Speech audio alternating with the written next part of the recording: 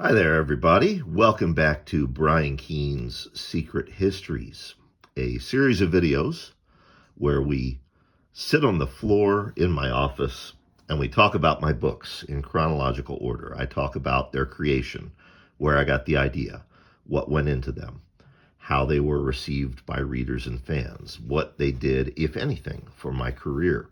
Um, these are definitely low-tech videos. It's just me holding the iPhone in one hand with the books spread out in front of me. But I think that makes them more honest, more personal. And judging from your comments on Patreon and YouTube, you folks are enjoying them. I'm really enjoying doing them for you. And today, going in chronological order, we are talking about The Rising, selected scenes from the end of the world. Um, this came out in 2006 originally, but it wasn't these editions. So we're going to put these editions aside, and we're going to talk about the edition that came out first, and that is this. Let's talk about the creation of this book and where the idea came from, and then we'll talk about the different editions. This book was not actually my idea. It was the brainchild of Shane Ryan Staley, who was the owner of Delirium Books. Now, at that time, Delirium was doing a lot of my work as signed limited edition hardcovers. As we've seen in the video series, Bloodletting Press and Necessary Evil were also doing a lot of my stuff as signed limited edition hardcovers. You may have wondered why, for 2006, Bloodletting brought out The Redding Season and Necessary Evil brought out Take the Long Way Home. Why not Delirium? Well, because at the time, I was working on this for Delirium Books. I thought I had said everything I wanted to say about the world of The Rising with The Rising and City of the Dead. Yes, I knew that we would see Ob again. I had already dropped breadcrumbs to my readers that there were multiple versions of Frankie in multiple different worlds. By then, really, readers who were really into my stuff had figured out that the Frankie and the Baltimore Zoo scene in 4x4 was a different reality than the Frankie and the Baltimore Zoo scene in The Rising. And yes, that was by design. There had been hints and rumors in The Conqueror Worms of, references to Ob and things like that. So, people were starting to figure out, oh, his stuff is all interconnected. And I want to stress, at the time, it was not every media franchise was like that. Sure, Marvel Comics was interconnected and DC Comics was interconnected, but not everything was a franchise. Okay, and not everything was interconnected. I was doing what I'd grown up reading in the 1970s with Marvel. Um, not a lot of people were doing that. Not the way it is today, where everything is a franchise. And now you've got shit like Transformers and GI Joe taking place in the same universe, and I get tired of that as a viewer and as a reader and as somebody consuming media, and I fear that readers, new readers coming to my stuff for the first time now may feel the same way. But I swear to you, when I was doing this stuff, it was fresh and it was new.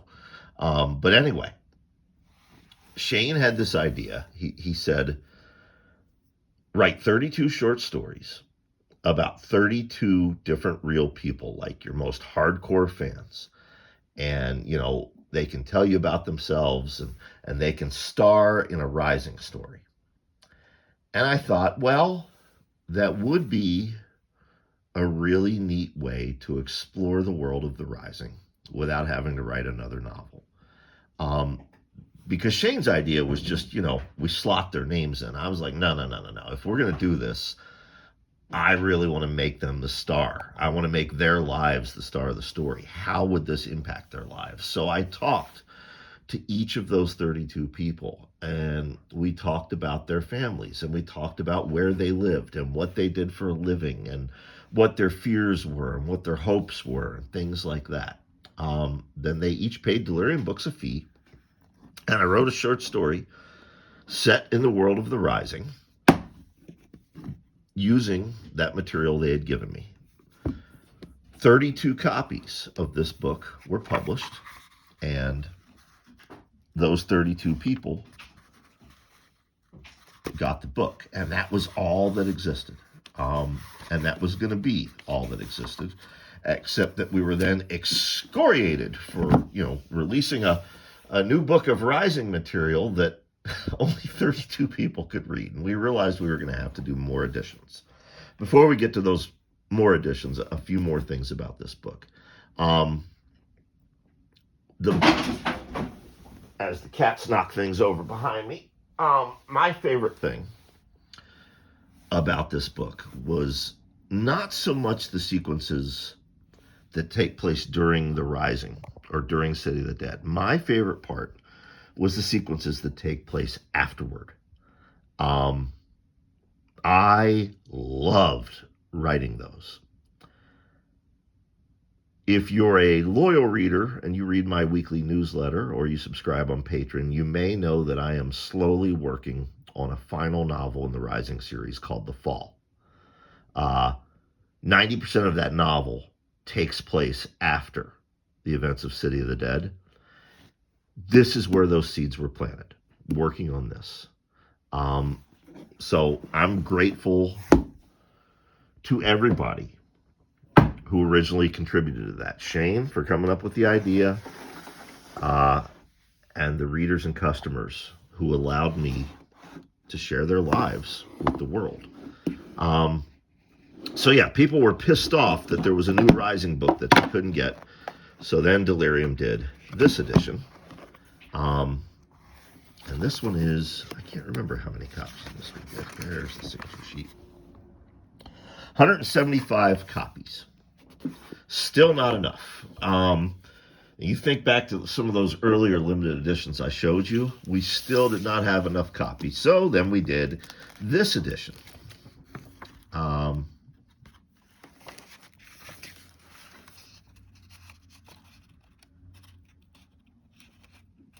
can't get this. There's the signature sheet. 500. That should be enough to satisfy everybody, right?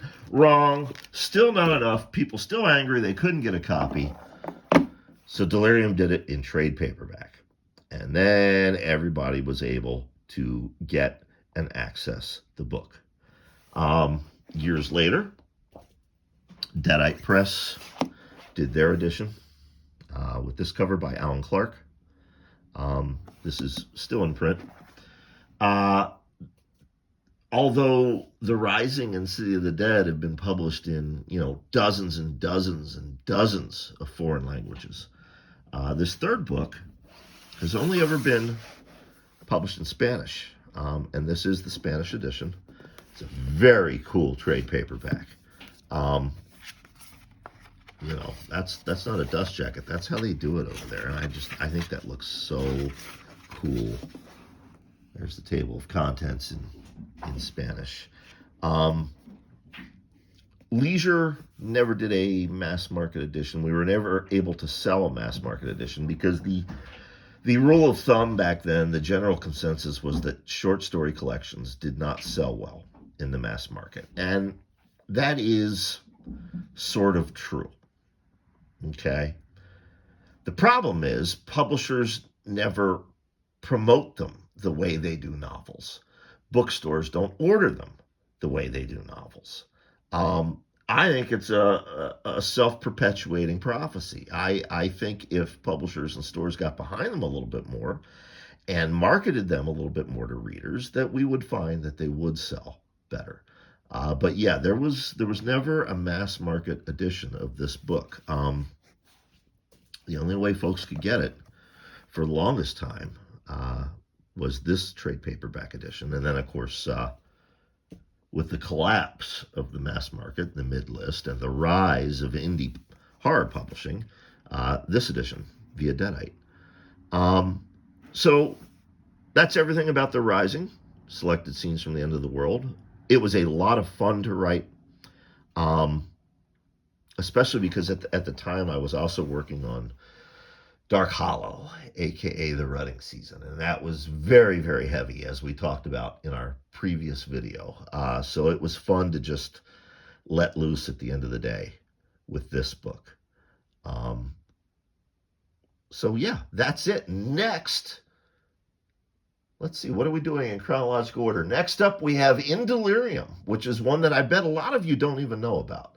And then after that, we have Running with the Devil, Tequila Sunrise, and then we're going to go to the beach where I hear a clicking sound in the waves.